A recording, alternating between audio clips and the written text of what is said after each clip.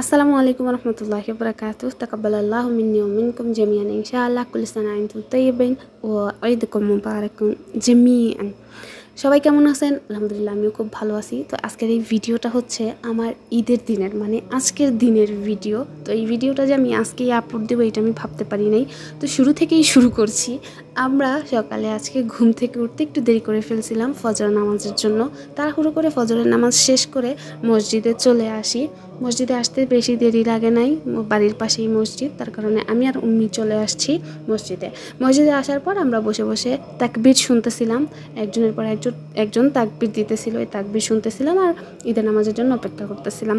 বাংলাদেশে থাকাকালীন আমি কখনো ঈদের নামাজ পড়ি নাই এবং জানাজার নামাজও পড়ি নাই, কিন্তু সৌদি আরব আসার পরে মাশাআল্লাহ তাবারাকাল্লাহ আলহামদুলিল্লাহি রাব্বিল আলামিন আমি অনেকবার জানাজার নামাজে শরীক হয়েছি আর ঈদের নামাজও অনেকগুলো পড়া হয়েছে আলহামদুলিল্লাহ। তায়েফে কোরবানির ঈদের নামাজ আমি আজকে প্রথম পড়তেছি, কারণ অনেক সময় অনেক ঝামেলার কারণে কোরবানির ঈদের নামাজ পড়া হয় নাই, আর হচ্ছে এই মসজিদে অনেক সময় আসা হয় নাই, এই সেই মিলে অনেক ঝামেলা। কিন্তু এই বছর আমার ম্যাডাম বলছে যে আসবো, তাই আমরা আগে থেকে প্রস্তুতি নিয়ে রাখছিলাম। আর যেহেতু ওনার ভাইয়ের বাড়ি আর মসজিদ একেবারেই সামনে, 5 ওয়াক্ত নামাজ ওনার ভাই এইখানে এসে পড়ে এবং মাঝে মাঝে আজান দেয় অধিক সময়, মসজিদের চাবি ওনার ভাইয়ের কাছেও থাকে, তার কারণে আমাদের আগে থেকেই প্ল্যান প্রোগ্রাম পাকাপোক্ত ছিল যে আমরা আসব। তো নামাজ শেষ হওয়ার পরে যখন খুতবা হচ্ছিল অনেক মানুষ চলে গেছে আর অল্প কিছু মানুষ ছিল।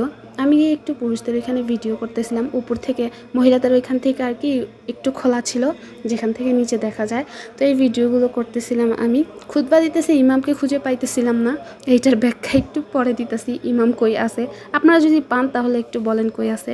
তো খুতবা চলাকালীন যখন আমি পিছনের দিকে তাকাইলাম তখন দেখি একটা পিপাসিত বিড়ালরে একটা বাঙালি আপা পানি খাওয়াইতেছে।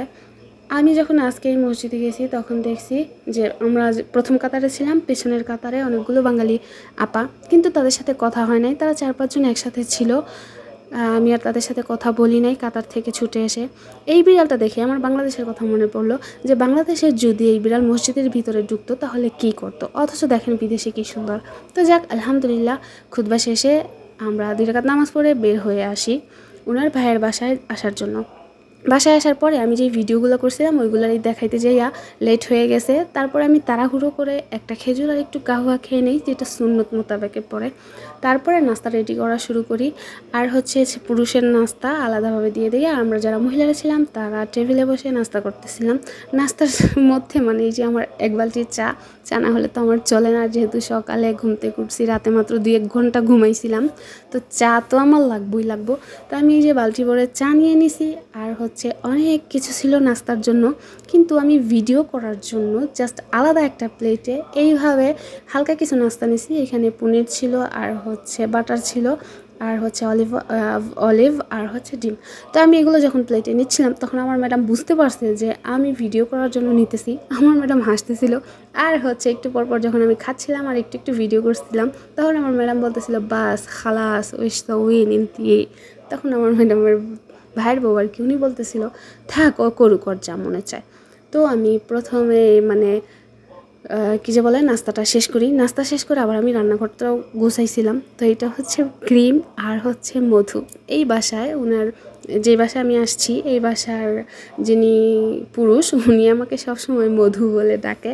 তো আমি যখন খাচ্ছিলাম তখন আমাকে বললো কিরে মধু, তুই মধু খাস না কেন? দুষ্টামি আর অনেক কথাবার্তা হলো। তারপরে আমরা বাড়িতে আসার জন্য বের হয়ে গেলাম। বাইরে একটা বিড়ালের ভিডিও যে আমি চেক কত করি কি আর বলবো। তো যাই হোক আলহামদুলিল্লাহ, এই ছিল আমার আজকের ভিডিও। অদ্ভুত বিষয় হচ্ছে দেখেন আজকে ঈদের দিন অথচ রাস্তাঘাট সবই ফাঁকা। আরবের ঈদ এমনই হয়। তো আমরা বাসায় চলে আসলাম, আর হচ্ছে এই ভিডিওটা যে আমি আজকে মানে সকালের ভিডিও যে আমি বিকেলে আপলোড দিতে পারবো এটা তো ভাবিই নাই, তবুও আলহামদুলিল্লাহ ভিডিও আপলোড দিতে পারলাম। আপনাদের সাথে ঈদের দিনের সকালের ভিডিওটাই শেয়ার করলাম। সারাদিন কী আর করবো জানি না বলতে কি, সারাদিন কোনো কাজ নাই, বাসায় এসে একটা ঘুম দিলে জোহরের সময় উঠবো ঘুম থেকে, আর তারপরে টুকটাক যদি কাজ থাকে করো, আর নাই তো এই যে নেইটে ফোন হাতে ভিডিও এডিট করো, ভিডিও ছাড়ো, এই আর কিছুই নেই। তো আপনারা সারাদিন কি করলেন আর কি করবেন অবশ্যই জানাবেন। আমার পক্ষ থেকে সকল প্রবাসীদের জানাই ঈদের শুভেচ্ছা, ঈদ মোবারক। বাংলাদেশে যারা আছেন তাদের অগ্রিম ঈদের শুভেচ্ছা। আর এই যে এই মসজিদটা হচ্ছে আমাদের বাড়ির ছাদ থেকে যে এই মসজিদটা দেখা যায় ওইটা, আর আমরা চলে এসেছি বাড়িতে।